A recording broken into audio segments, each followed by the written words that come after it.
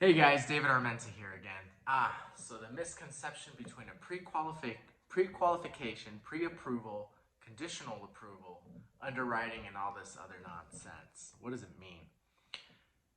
Well, it's vital, right? You can't buy anything if you don't have any money, right? You either have cash or you're going to use a loan or a self-directed IRA or some other vehicle. But most Americans use a loan, right? So when you get pre-qual, it means absolutely nothing. It means nothing.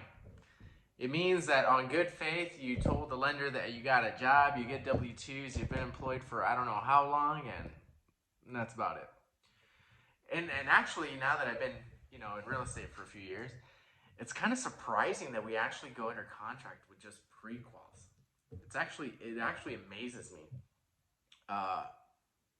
because it means nothing, because you still have to, because it's just good faith. So when you do a pre-qual, again, it's just good faith. To go into contract, I believe you should be pre-approved and, have your conditional approval, because anyways, I'm getting over the top here.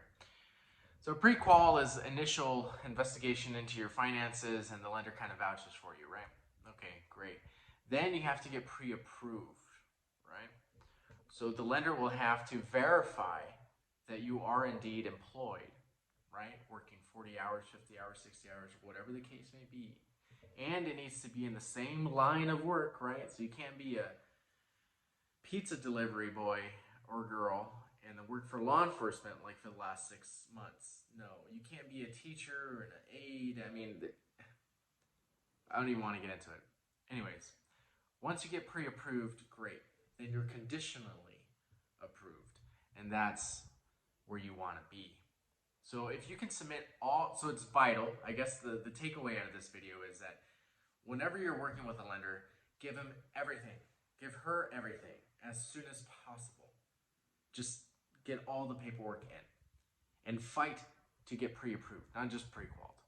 It'll save you heartache and everything in the long run. Have a good night, guys. If you have any more questions, feel free to text me, email me. You know how to get a hold of me.